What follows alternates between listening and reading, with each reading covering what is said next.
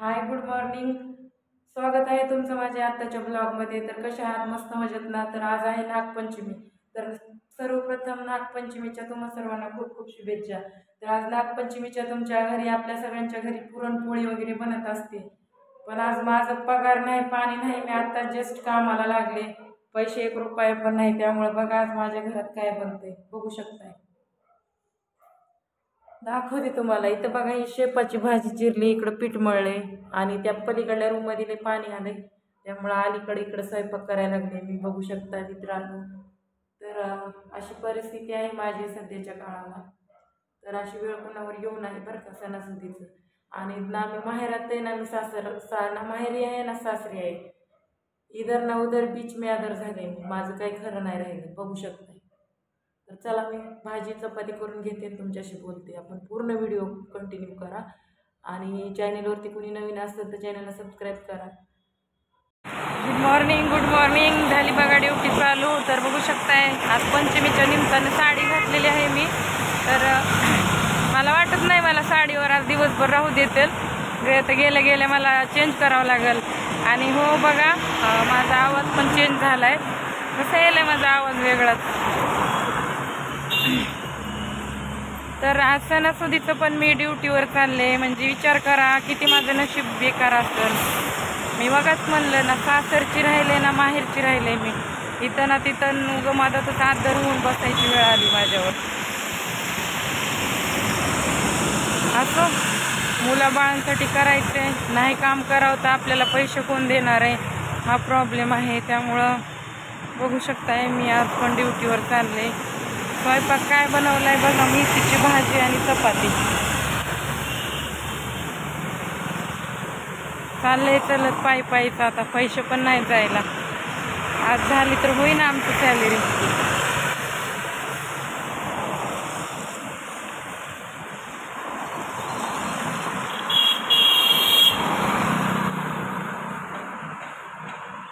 तर माझ्या भावा आणि बहिणींनो, तर कशी चालली सगळ्याची पंचम बघा. माझी ड्युटीवर चाललेली आहे, बघू शकताय. साडीवर आले आणि सरांनी मला साडी नाही म्हणलं. सर साडी अलाउड करा आजचे दिवस. नाही म्हणले, आपल्याला परमिशन नाही. त्यामुळे हे बघा ड्रेस घालून मला बसावं लागले.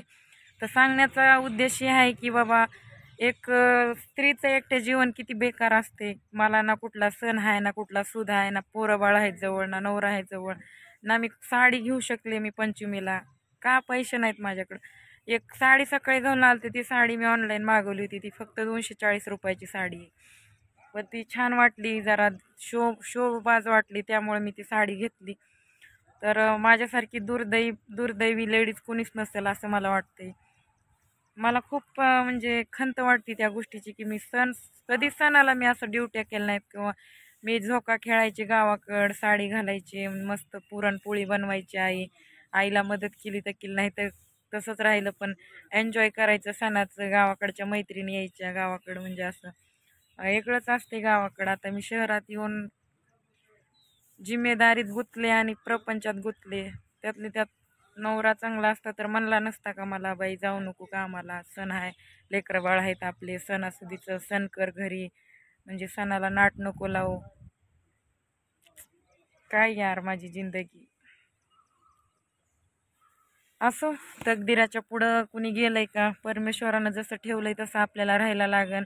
कारण जसं देव आपल्याला ठेवतं ना तसं राहावं लागन. ते एक आहे बघा म्हण, ठेविले आनंद ते तैशेची राहावे, चित्ती असू द्यावे समाधान. तसं त्या एक तुकाराम महाराजाचा एक म्हणजे म्हण आहे. त्या म्हणीसारखं आपण राहायचं. कारण नशिबाचा भोग कोणा चुकलेला नाही ना. त्यामुळं आपल्याला हे म्हणजे हे सगळे सहनच करावं लागणार आहे. आणि आपण काही किडामुंगी नाहीत, आत्महत्या करून मरू पण शकत नाहीत.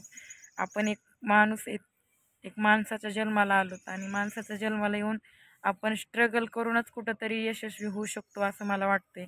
त्यामुळे मी आत्महत्या करायचा विचार करीत नाही. आणि हो, आत्महत्या करायला लय वेळेस गेले, मी लय वेळेस मरायला गेले. पण मी माझ्या 2 लेकरांचा विचार करून तसं केलं नाही. कारण का, माझे लेकरं मला एकदा म्हणले, मम्मी तू जर पप्पाकडे गेली आणि पप्पाने तुला मारून टाकलं तर आम्हाला कोण सांभाळीन ग मम्मी. आम्हाला तुझ्याशिवाय कुणी नाही मम्मी, तू कुठे बी राहा, कुठे बी करून खा, पण आम्हाला विसरू नकोस, आम्हाला सोडून लांब जाऊ नको, असं तू कुठे बी कष्ट करून खा, हे माझे लेकरं बोलले.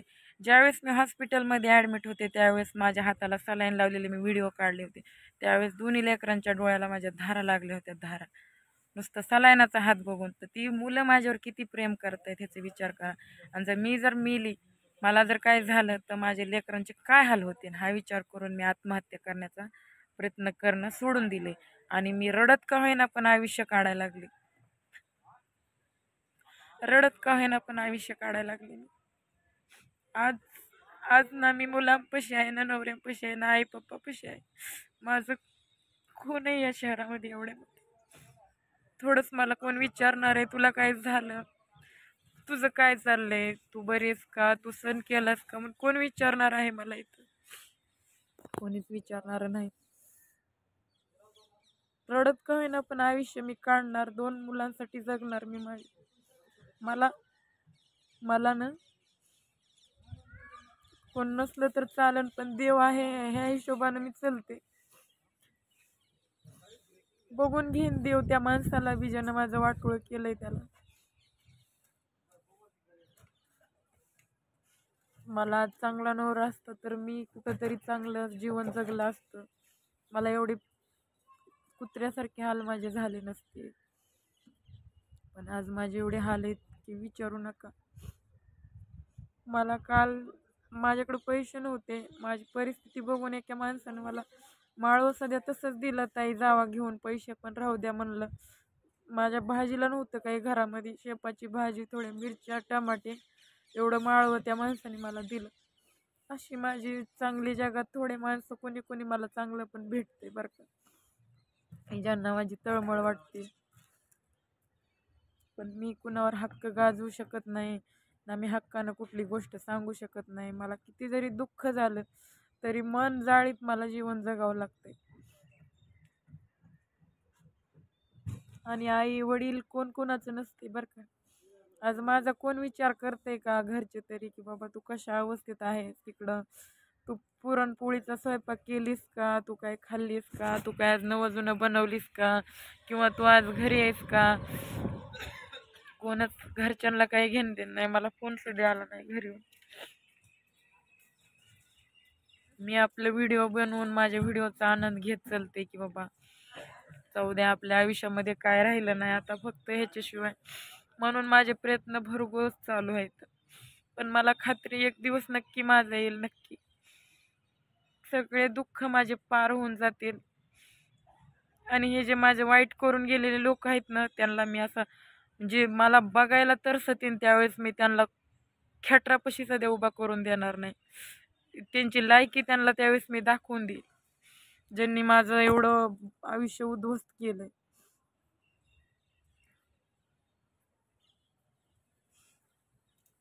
असं जैसे ज्याचे कर्म तैसे फळ देतो रे ईश्वर. कदाचित आपल्याला हे शिकवान. भावा आणि बहिणींनो, आता पाऊस सुरू झालाय पंचमीचा सकाळ सकाळी. तर आता जाऊ द्या, टेन्शन घेऊन काही फायदा नाही. कंबर बांधून हिंमत नाही हारली पाहिजे, पुढं गेलंच पाहिजे, स्ट्रगल केलंच पाहिजे. पर्याय नाही त्याशिवाय, आता मला तर पर्याय नाही. तर सणासुदीचं पण माझ्या डोळ्यातून पाणी आलं, कारण आहेच तेवढं दुःख माझ्या आयुष्यामध्ये.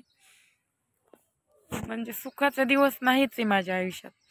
आणि एकटेपणा काय असतो, जे एकटं राहते ना त्यालाच कळते की काय असतं ते, कुणाला बी नाही कळणार. लोक काय उचलली जीभ लावली टाळ्याला, त्यांना काय करायचे, ते नावं ठेवून मोकळे होतात. पण जी बाई एकटी राहते ना तिलाच माहिती असते की बाबा किती परेशानी असते ती जिंदगीत. आणि माझ्यासारखं कुणी सहन करणार नाही. एखादी बाई मिली असते आत्महत्या करून, पण मी तेवढ्याला तोंड देत चालले. आता इच्छा परमेश्वराची बघा.